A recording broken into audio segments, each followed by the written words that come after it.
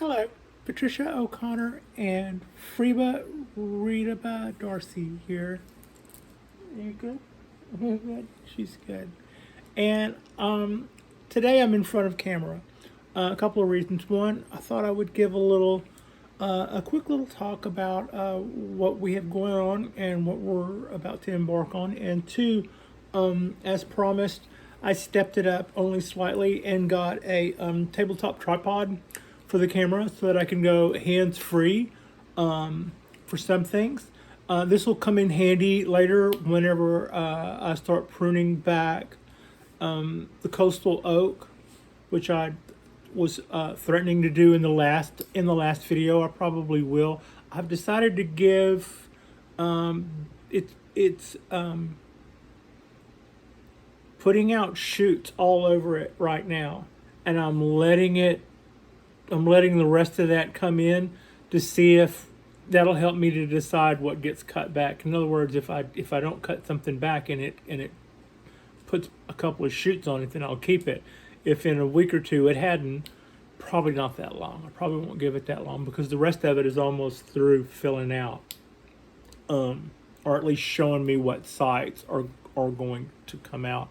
So I'm kind of like going last call for whatever for a couple of these limbs. They don't really look dead, but they don't have anything on them, and it's time to either see them do something or prune them.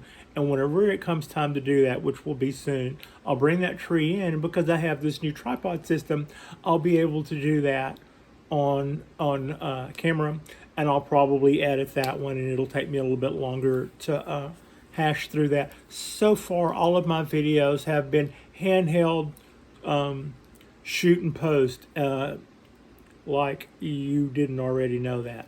But the idea is that I'm going to be doing this for a while, and the goal is to put out a minimum of 2 videos per week. They want me to, the algorithm and the YouTube gods are going to want me to get my numbers up so that there's enough things for people to watch so that they can take advantage of whatever it is there is to take advantage of.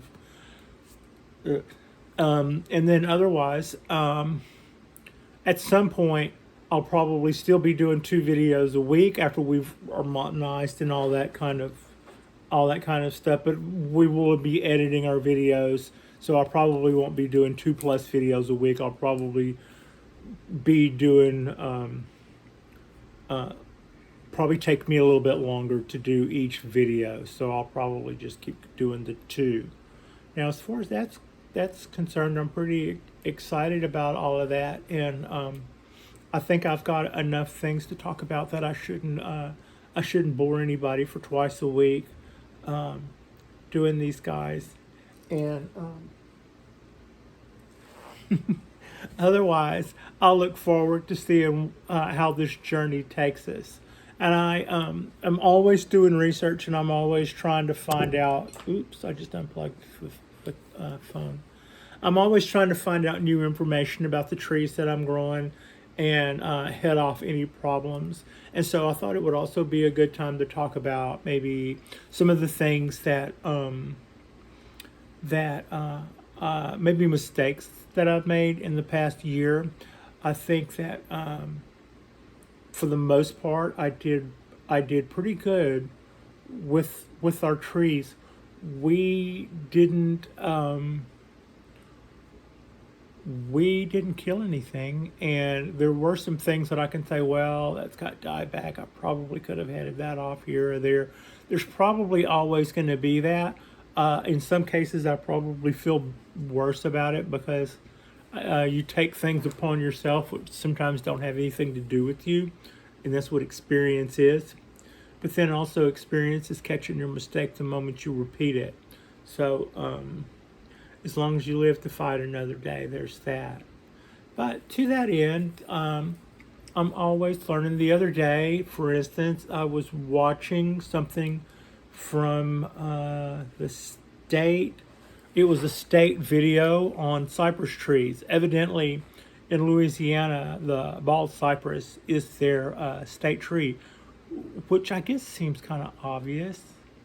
But in another way, it would also seem obvious that it might be the Louisiana oak. If you drive down Interstate 10 through Louisiana, you will see those huge, beautiful oaks laced from one end of that state to the other. And anyway, I digress. There was the video showed somebody who looked like a park ranger or somebody who was part of the cast of Parks and Recreation or something. He was in the Smokey the Bear hat, standing next to a huge bald cypress, and he was saying a lot of the same things that I've mentioned on my program. They're deciduous. They can live standing in water. They're some of the first trees on the planet. Were, or what they are. But the one thing he added that I hadn't heard, and he was, I think, talking mostly or coming across from people who was trying to convince them that they should use a cypress tree in their yard as landscaping, which I have seen people do many times. They're great in there, like where people could plant pines. You could also be planting a bald cypress or a pygmy cypress, or anyway, I digress.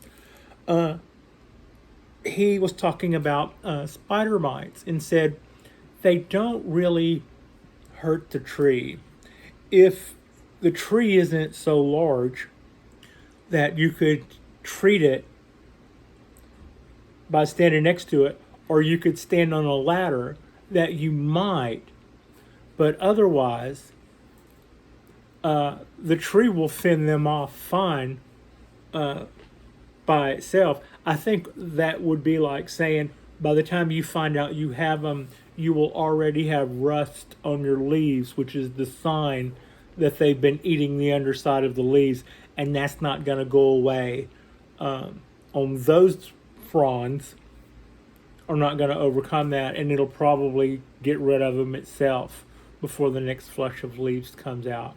So I thought that was interesting that the state ag guy, well, he was a forest ranger. I guess that doesn't necessarily make him. Well, no, he was representing agriculture in this video, saying that spider mites wasn't something that you should necessarily be concerned with if your tree was large enough that you couldn't treat it. Don't worry about it. The tree would kick it itself. I just kind of thought that was interesting. But to that end, some of I would say in the last year, we haven't done anything that we haven't gotten over.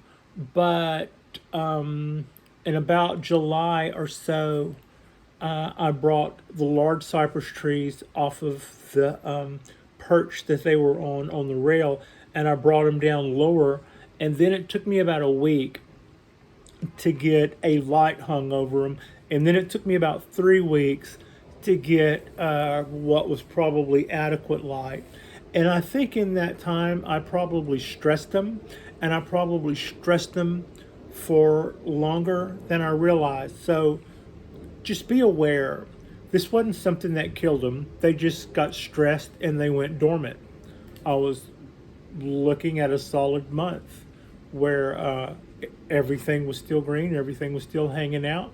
Nothing looked too bothered, but it didn't look like it was growing either. It was just absolutely still.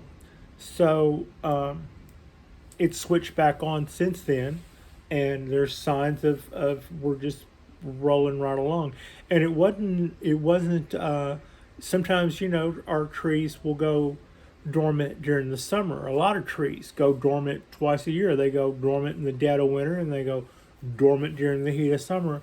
And I don't know, for instance, the summer part, I've never really figured out whether that was something that happens every year, or whether or not when the heat gets to a certain point, they just go, yeah, it's a good time for a nap. And in places where they don't have that, things naturally grow bigger because their growth season doesn't seem to have that interference in them.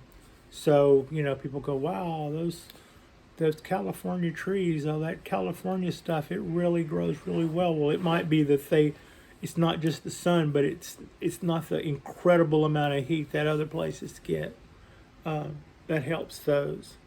So that's just kind of a general rule of thumb.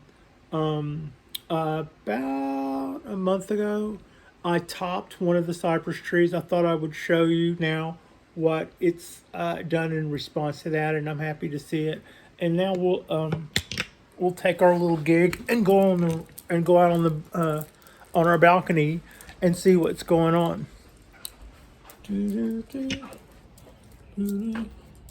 So yeah, here we go. And I thought first I would show you this. You can see right here, where I did the chop. The tree had gotten damaged. It had a knot in it right here where this piece had like snapped and then healed over and made a knuckle. And at first I thought, well, that's okay, it'll get over that. And it did, it got over it. But as it grew, the knuckle got bigger. It didn't look to me like it was ever gonna swell up and go away. So I decided to bite the bullet early and chop it. And to that end, that little leader right there came right back. Thank you very much. Just exactly what I needed. Just exactly when I needed it. Again, you can see the fronds there. Look really good. And I actually watered this guy twice today. And it got one good water this morning. And then when I came out this afternoon, you can see the outline of the root balls because they had sucked all the moisture out of the soil up there. So I gave them a second drink.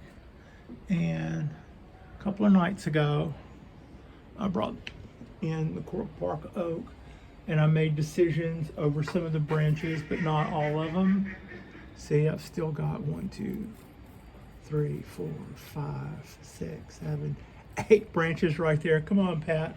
But here's the debate.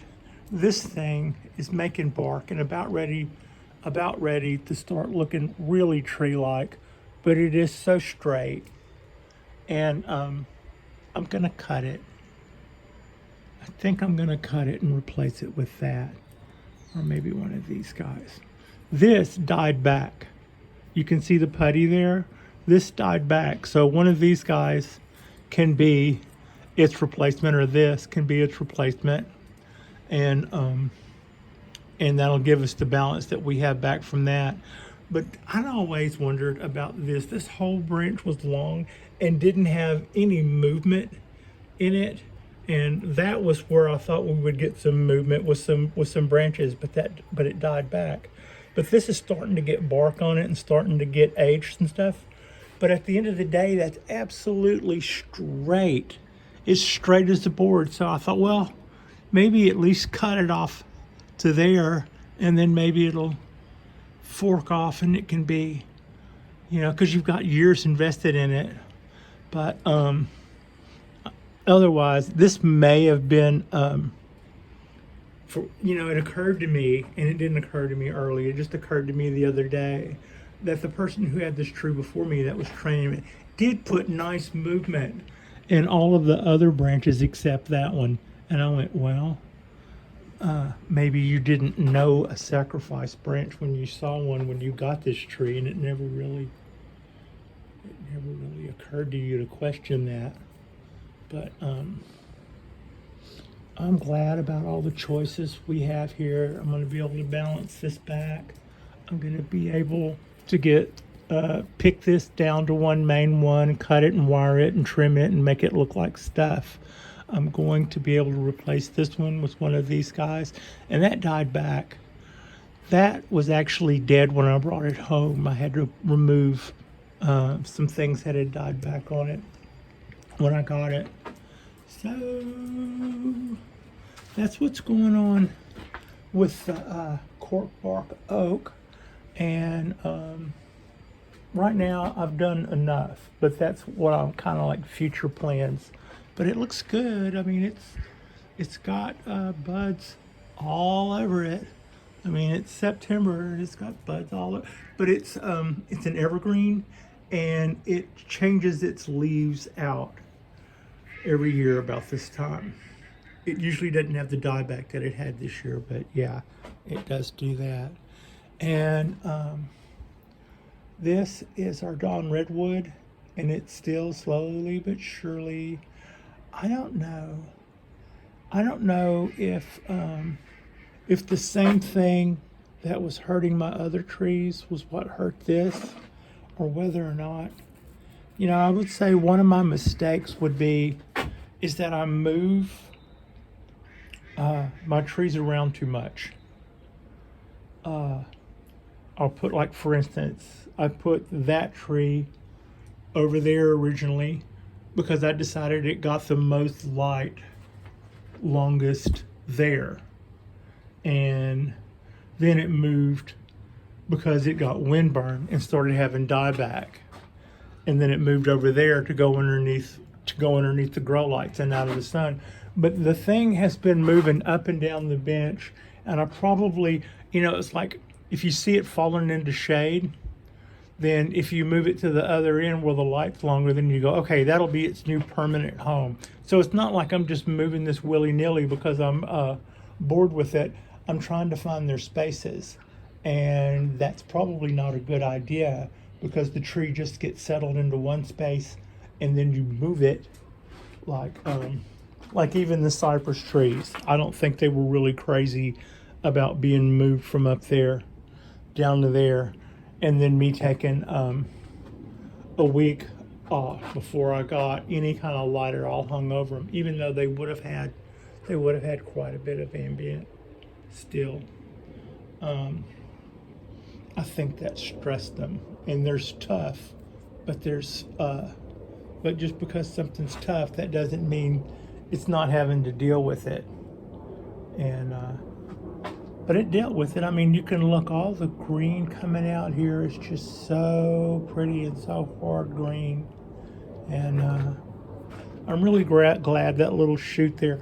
I thought I was going to take this and bend it up, and then just lo and behold, it just put that little guy up right there. So that's how the Cork Bark Oak came out. That's a look at the ponderosas and the one Japanese black pine. I just like swoon every time I look over at that guy. The two ponderosas, they are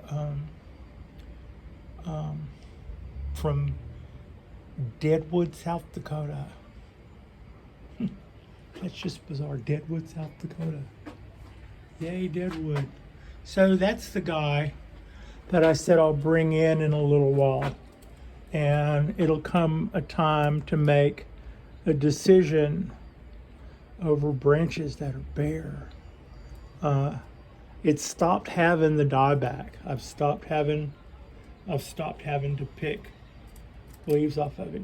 You remember, if you remember, just a couple of videos ago, I couldn't walk up to this thing without just like picking grapes. So it's about time for me to make a decision over what's going to come and go on that. But I'm going to give everybody a little bit longer to make some buds if they're going to. Come on, buddy. And then when I bring it in, it'll probably be one of my first do it on camera demonstrations, which I'm not at all nervous about, because one, I'm not doing it live, and two, I'm not going to do anything so stupid and then turn around and show you. So not my first weenie roast in the video entertainment industry, if we can even call it that. Are you not entertained? Oh, to that end, when I started doing this, I tend to think, a lot of times I think of things, worst case scenario, and I was in terms of feedback.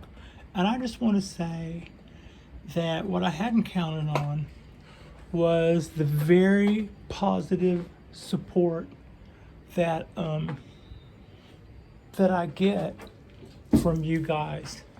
That like I said, I tended to think, well, you're going to have to deal with with you know, whatever it is you're going to have to deal with, and that's just what it is. It's okay. But what I wasn't really thinking about was people telling me that they how much they like what I'm doing, and I just want you to know that I really appreciate that. And that's what I mean whenever I say that I really appreciate you. And yeah, so that's got us. Like and subscribe, and thanks for watching.